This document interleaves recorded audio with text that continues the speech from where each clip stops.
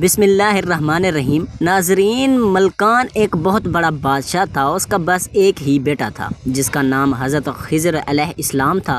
جب حضرت خضر علیہ السلام جوان ہوئے تو والد کو ایک دن خیال آیا کہ میں اپنے بیٹے کی شادی کر دیتا ہوں تاکہ ہماری نسل آگے چل سکے۔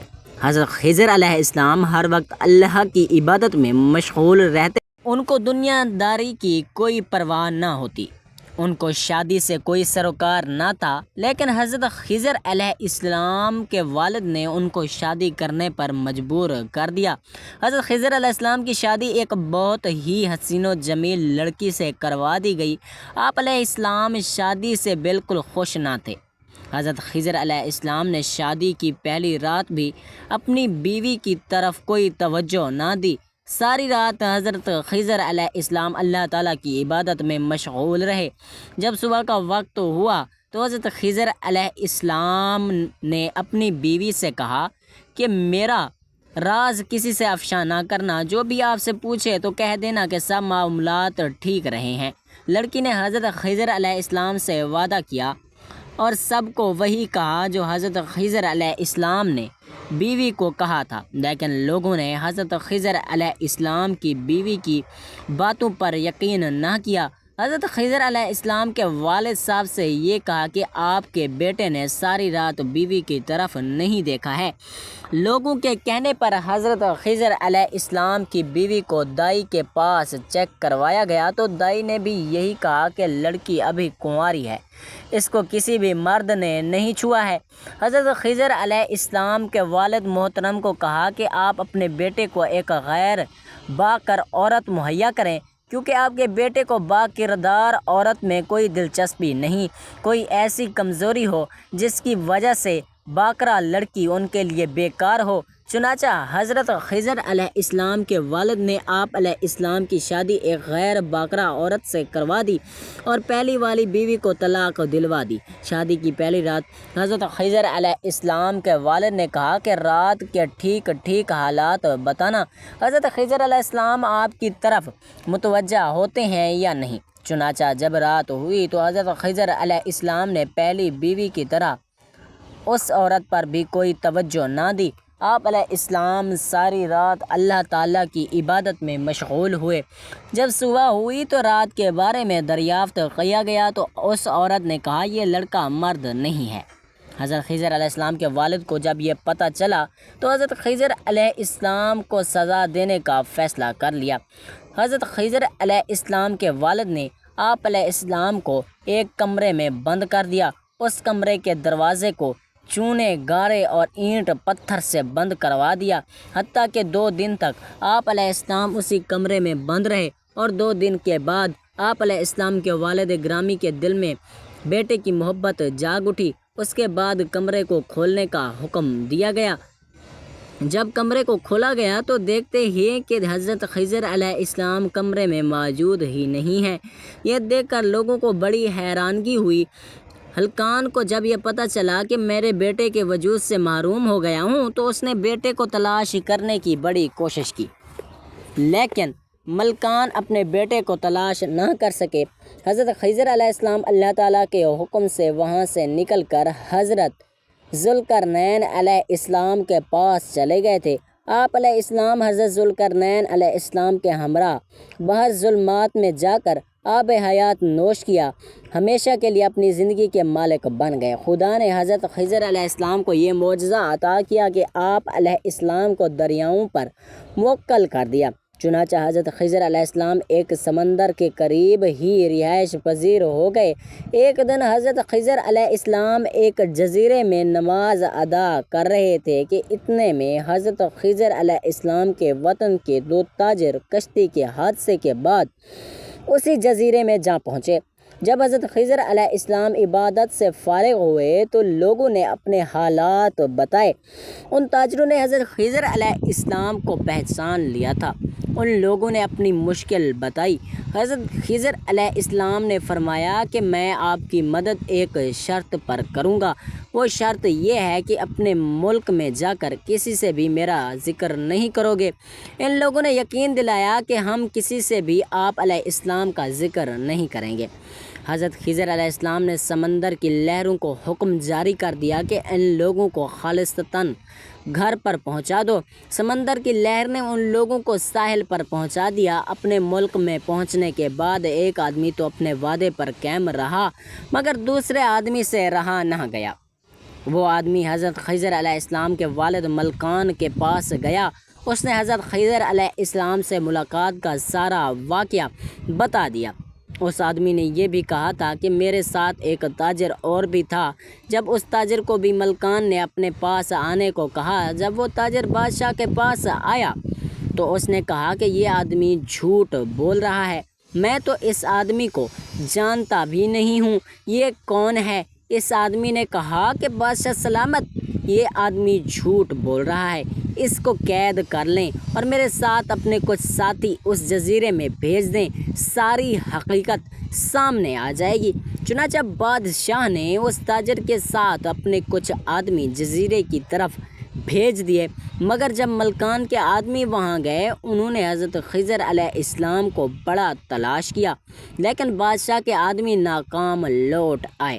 انہوں نے واپس آ کر سارا واقعہ بیان کر دیا۔ بادشاہ نے پہلے آدمی کو رہا کر دیا اور دوسرے کو پکڑ کر قید کر لیا۔ اتفاقاً اسی شہر میں کوئی بڑی تباہی آ گئی کیونکہ وہاں کے لوگ بڑے گنہگار تھے۔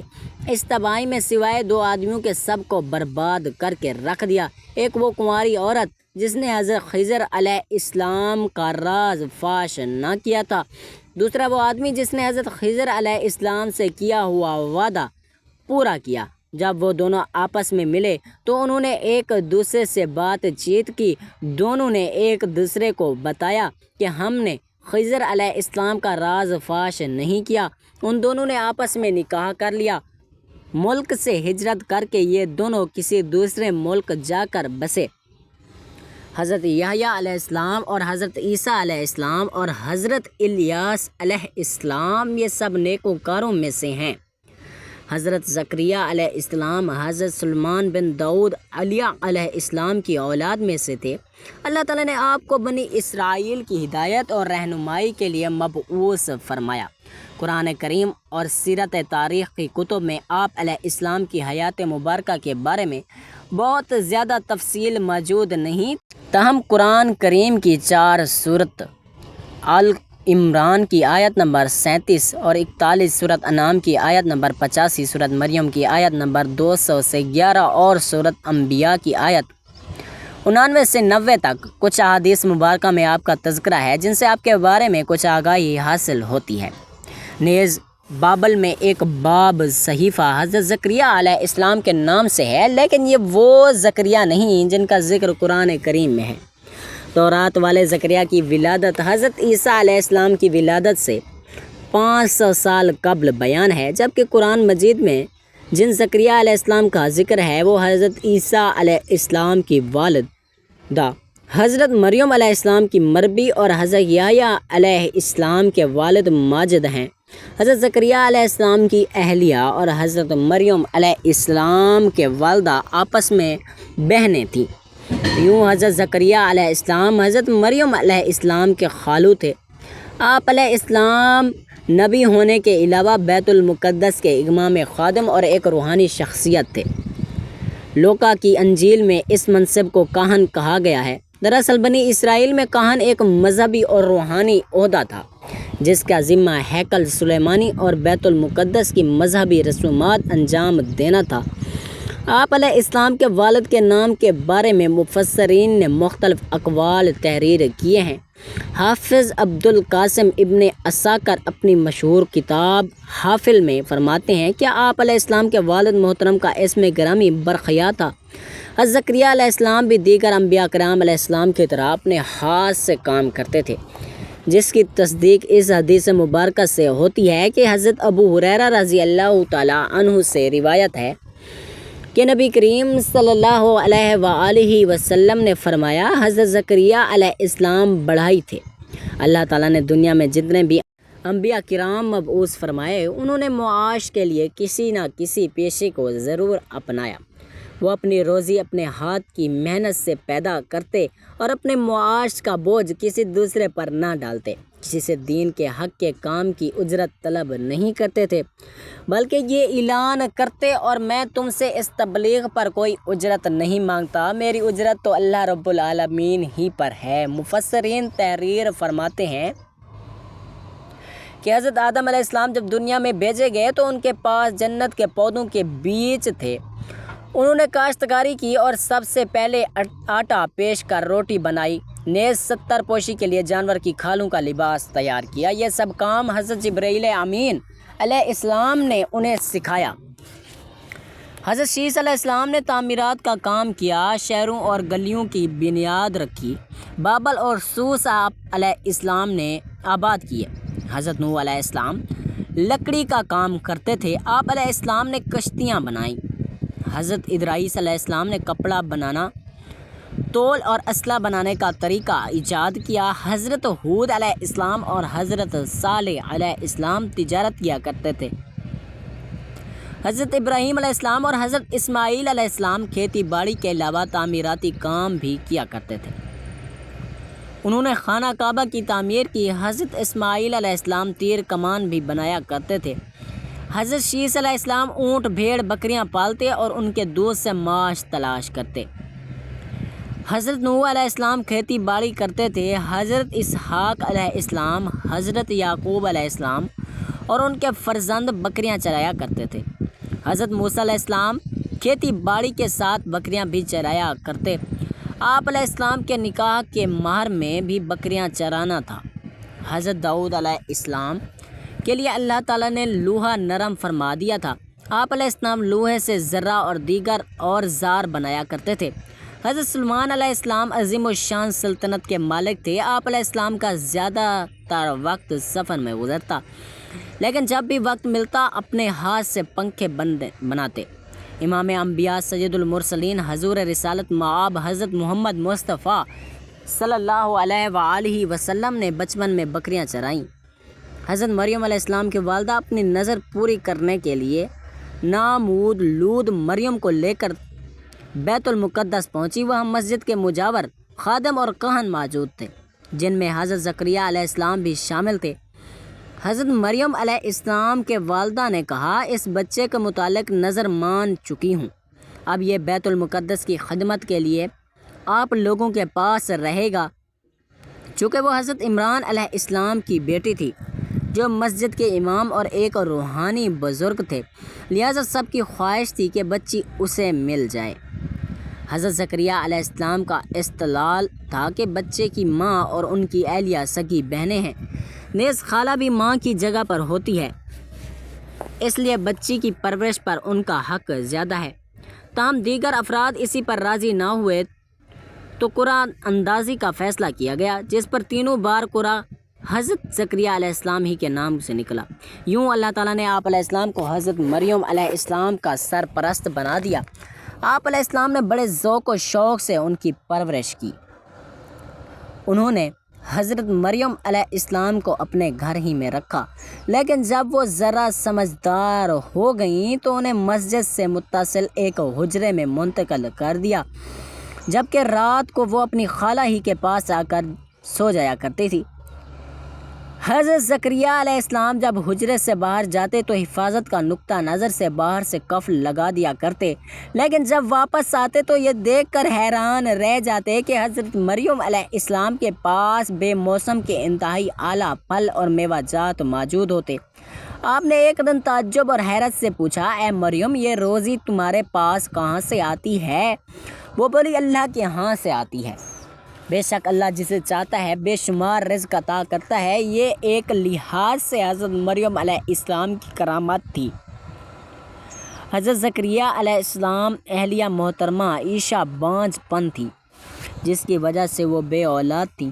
دونوں بوڑھے ہو چکے تھے اور ظاہر اولاد ہونے کے امکانات بھی ختم ہو چکے تھے، لیکن جب حضرت زکریہ علیہ السلام نے حضرت مریم علیہ السلام کے پاس بے موسمی انتہائی اعلیٰ قسم کے پھل دیکھے تو آپ کے ذہن میں خیال آیا کہ جب میرا رب بے موقع پھل عطا کر سکتا ہے تو اس کے لیے اولاد دینا کیا مشکل ہے۔ اولاد کی خواہش نے دعا کا روپ دھار کر رب کے حضور مانگنے کی ہمت پیدا کر دی۔ پھر بے اختیار ان کے لبوں پر دعا آ گئی، اے میرے پروردگار مجھے اپنی جانب سے اولاد صالحہ عطا فرما، تو بے شک دعا سننے اور قبول کرنے والا ہے۔ اللہ رب العزت نے اپنے محبوب نبی کی اس دعا کو قبول فرمایا اور فرشتوں کو حکم دیا کہ فوراً جاؤ اور میرے نیک بندے حضرت زکریہ علیہ السلام کو بیٹے کی بشارت دے دو۔ ارشاد باری ہے، ابھی وہ عبادت گاہ میں کھڑے نماز پڑھ رہے تھے کہ فرشتوں نے آواز دی کہ زکریہ علیہ السلام تمہیں یحییٰ کی بشارت دیتا ہوں، پھر اللہ کے فضل یعنی عیسیٰ کی تصدیق کرے گا اور سردار ہوں گے اور عورتوں سے رغبت نہ رکھنے والے ہوں گے اور اللہ کے پیغمبر یعنی نیکوکاروں میں سے ہوں گے۔